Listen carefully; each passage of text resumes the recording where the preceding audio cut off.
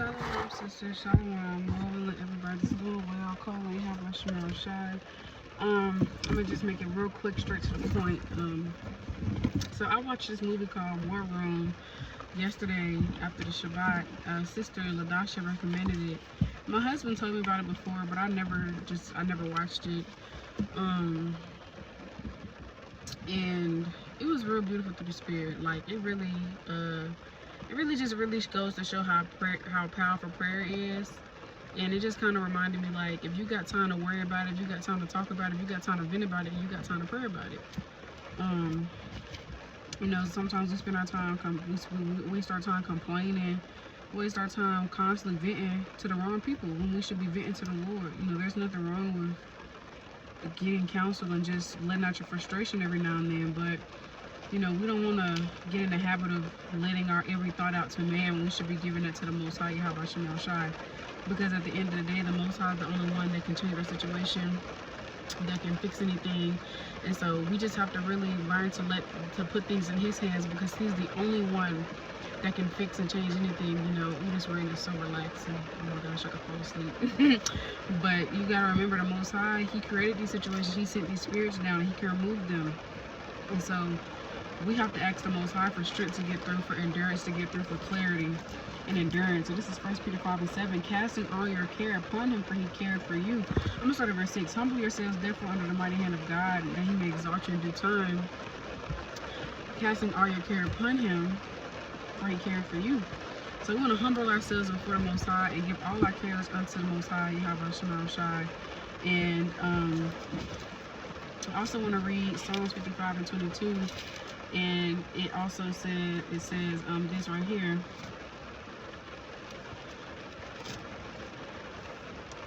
Cast that burden upon the Lord, He shall sustain thee. He shall never suffer the righteous to be moved. So we want to cast our burdens unto the Most High, so we're not moved. So we're able to stand firm in our afflictions and our tribulations. We're able to endure and keep the faith. And something that it really showed me was that 1 Peter 3:1 really just kept reading on mine the entire time. Likewise, ye wives, be in subjection to your own husbands, that if any obey not the word, they also without the word be won by the conversation of the wives, while they behold your chaste conversation coupled with fear.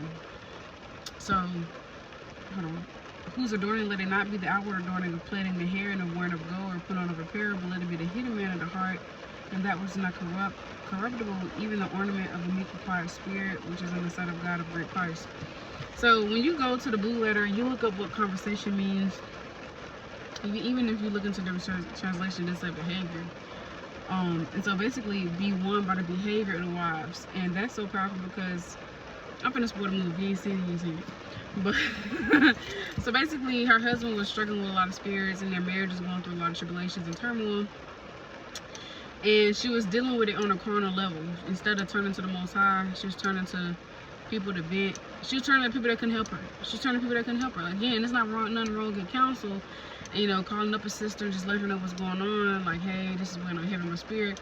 But the number one person we should call on is the Most High, because then you put then if that's not the case, if that's not what you're doing, if you're turning to everybody else and other things, then that's idolatry, because you're ultimately putting those things before seeking the Most High.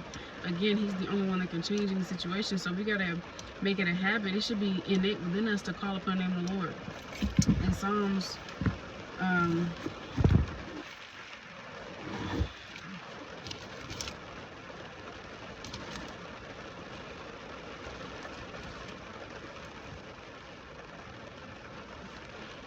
in Psalm 50:15, it says, and call upon me in the day of trouble, I will deliver thee, and thou shalt glorify me. The Most High will deliver us in our troubles. Nobody else can do it.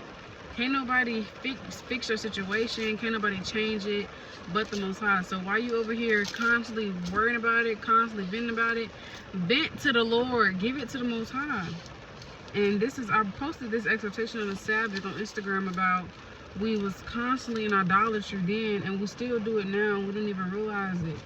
We can other things become an idol, and we don't even realize it. This is I'm gonna read the verses that I had brought out.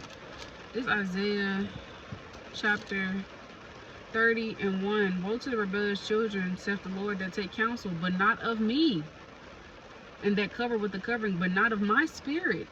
that they may add sin to sin, that walk to go down into Egypt, and have not asked at my mouth to strengthen themselves in the strength of Pharaoh, and to trust in the shadow of Egypt. Therefore shall the strength of Pharaoh be your shame, and the trust in the shadow of Egypt your confusion.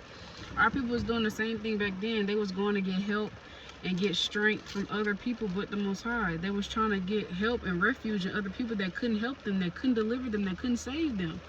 And so we do the same thing. We turn to the bottle, we turn to the weed, we turn to the party and the drugs, we turn to venting, to social media, to retail therapy, we turn to everything else but the Most High that can't help us, that can't fix our situation, that can't uplift your spirit. That stuff is a temporary pleasure that's not doing enough for you, and it's making your situation worse, and it's ultimately going to lead you into a deeper, darker hole, because you're not really seeking the Most High how you should be for him to help you. This is Isaiah 31:1. Woe to them that go down to Egypt for help, and stay on horses and trust in chariots, because they are many, and on horsemen, because they are very strong, but they look not unto the Holy One of Israel, neither seek the Lord. The Most High wants us to look unto him. He wants us to ask at his mouth. So he wants us to come to him and give all of our burdens unto him. So when you're going through trouble, he says, call upon me and I will deliver you. The Most High sent these tribulations, and he will uplift your spirit and get you through them. And so back to the first Peter 3:1 precept. She basically, you know, she was handling it wrong, because when you're dealing with affliction, you want to battle, you want to fight, because you got to remember the weapons of our warfare are not let me just read it. They are not carnal. They're not carnal. They are spiritual. And so you gotta fight it spiritually. You can't fight it carnally, and you fight it spiritually by wearing the whole armor of the Most High, by praying. I like to use this comparison all the time. Hold on. This is Ephesians 6 and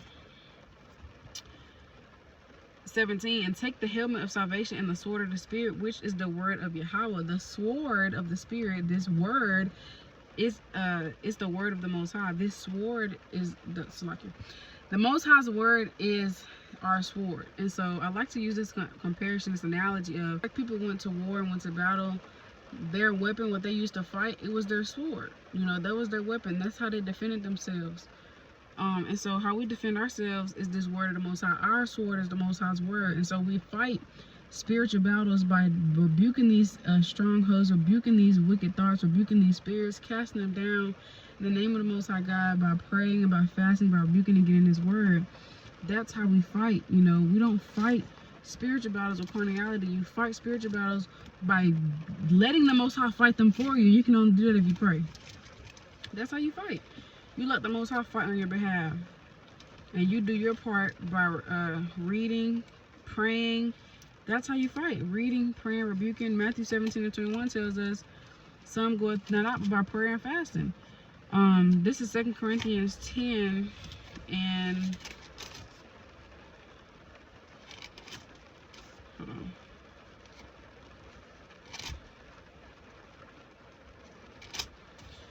And 3. For though we walk in the flesh, we do not war after the flesh, for the weapons of our warfare are not carnal, but mighty through Yahawah to the pulling down of strongholds, casting down imaginations and every high thing that exalted itself against the knowledge of Yahawah, and bringing into captivity every thought to the obedience of Yahawashi.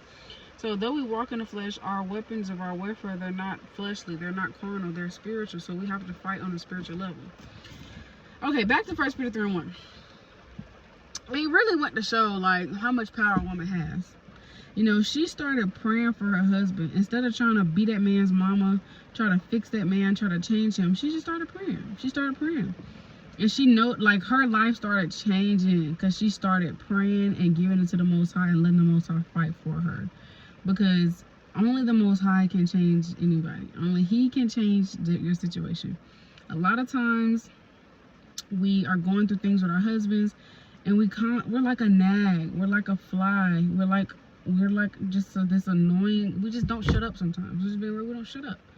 Like, you're not that man's mama, and that man is grown. So even you know, his mama probably don't even still be on his neck like that. So maybe sometimes, but I don't know. But like, it's just like sometimes we'll be like an annoying gnat and fly that just don't move and be quiet. That just don't know how to get out the way, because we're trying to fix and change this man when that was never our job to do. Our job was to help that man and to uplift him and to not kick him while he's already down. So when your husband's going through, your job is to not constantly be in his ear telling him what you need to do, what you need to do. You need to do this. Your job is not to constantly keep correcting that man. Your job is to pray and ask the Most High to soften his heart, and the Most High will correct that man. The Most High will allow that man to self-correct. I'm not saying watch your husband be in sin. I'm not saying that. You know, if your husband is, you know, doing wickedness, utter wickedness and sin, you know, in a submissive, loving way, just calmly let him know, hey, babe, you know, or hey, my Lord, I noticed this and that. You know, but once you said what you said, your job is not to constantly keep being down his throat. Your job is to pray for him, because only the Most High can cleanse his heart and renew him and change him. That's not your job to do. And so sometimes we get our roles confused. So instead of being a nagging wife, be a praying wife, because a praying wife has power. I'm telling you, that's why I say that he can be won over by the conversation of the wives, because he saw his wife, when his wife started changing, he was like, that's it? You ain't gonna say nothing slick? When he saw his wife being more loving, being more gentle, when he saw his wife praying, that made him get right. That made him start to pray. So just by you being that light, continuing to be that virtuous woman, continuing to do his pleasing inside the Lord, your husband could be like, dang, my wife really on her P's and Q's. Like, she really on that. Yeah, she really on her stuff. She really on her stuff. Like, she really doing good. That could really, you know, put the spirit in your husband to like want to repent and do better, because you're being that example. You're being that help me. You're being that tower, that pillar. And so I just wanted to share what I thought from that movie, that it was so beautiful. Like, a praying wife is powerful. So instead of trying to change that man, be that man mama, and tell that man what to do, pray for him. Pray for him, because he needs it. Pray for your husband. I don't know who need to hear it, but you need to hear it. Pray for your husband. Pray for your man. He needs some prayers, okay? We all need some prayers. That's some prayers for all of us, okay? But so that's just, and it also really goes to show, I don't know what a precept is, and I don't want to cut the video, but Lord willing, I'm going to put it in the comments, but it basically roughly paraphrase says, the name of the Lord is a strong tower. And I just thought that was so, because there was this one scene where this robber came up trying to get their money, and the girl, I forgot her name, but she was finna give it to him, and then the elder lady was like, I rebuke you in the name of and it really went to show, like, the name of the Lord has power. Like, the Most High name, Yahawah Bahasham Yahawashi, his name has power. And to a carnal person, to somebody that's not really moving in the spirit, on a spiritual walk, they'll look at that and be like, she crazy. Why would she do that? Like, why was she finna try to defend herself? Because the Lord was her defense. All she had to do was call upon his name. That was her defense, period. He did the rest. And it just goes to show that's what Yahawah was doing when he was on the scene. He was casting out demons in the name of Yahawah Bahasham Yahawashi. He was casting out wicked spirits in the name of Yahawah Bahasham Yahawashi. And that's how we got to be with these demons. You got to get these demons uncomfortable of being on you. You got to cast them demons out. Make them feel uncomfortable. You got to rebuke them. Call them out.